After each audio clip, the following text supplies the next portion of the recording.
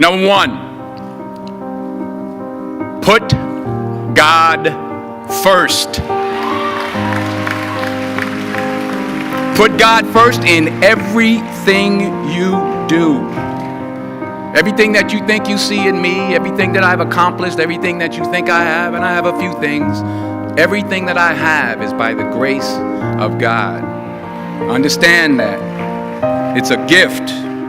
40 years ago, March 27th, 1975, it was 40 years ago, just this past March, I was flunking out of college. I had a 1.7 grade point average.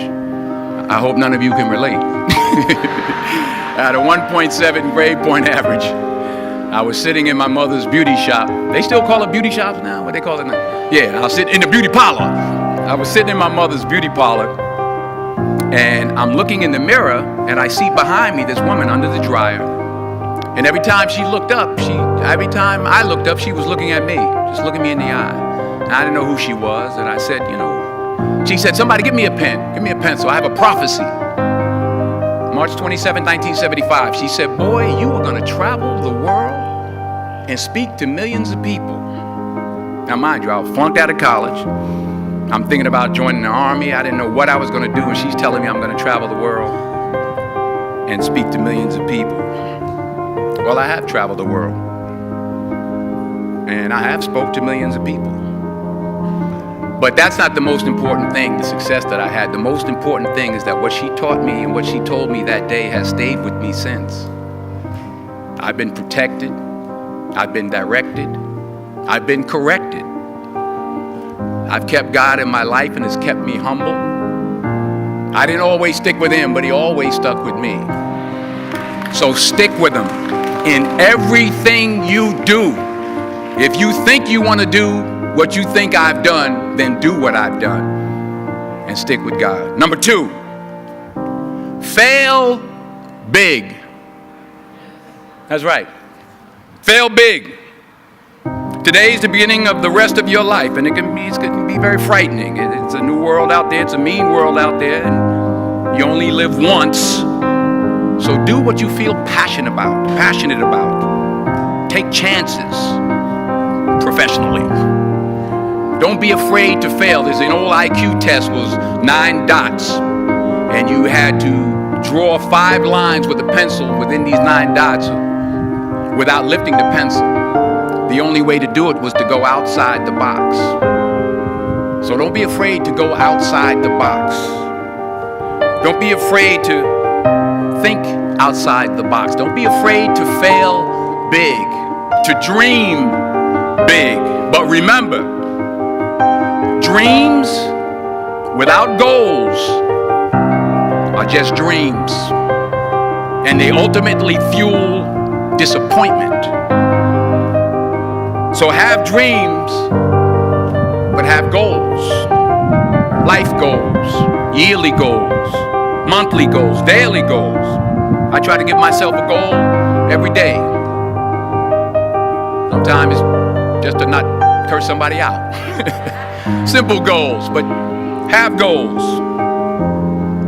And understand that to achieve these goals, you must apply discipline and consistency. In order to achieve your goals, you must apply discipline, which you have already done, and consistency every day, not just on Tuesday and miss a few days. You have to work at it every day. You have to plan every day. You've heard the saying, we don't plan to fail, we fail to plan. Hard work works. Working really hard is what successful people do. And in this text, tweet, twerk world that you've grown up in, remember, just because you're doing a lot more doesn't mean you're getting a lot more done. Remember that. Just because you're doing a lot more doesn't mean you're getting a lot more done. Don't confuse movement with progress. My mother told me, she said, yeah, because you can run in place all the time and never get anywhere. So continue to strive, continue to have goals, continue to progress. Number 3, you'll never see a U-Haul behind a hearse. I'll say it again. You'll never see a U-Haul behind a hearse. I don't care how much money you make, you can't take it with you. The Egyptians tried it. They got robbed. That's all they got. You can't take it with you. And it's not how much you have. It's what you do with what you have. We all have different talents. Some of you will be doctors, some lawyers, some scientists, some educators, some nurses, some teachers. Yeah, okay. Some preachers. The most selfish thing you can do in this world is help someone else. Why is it selfish? Because the gratification, the goodness that comes to you, the good feeling that I get from helping others, nothing's better than that.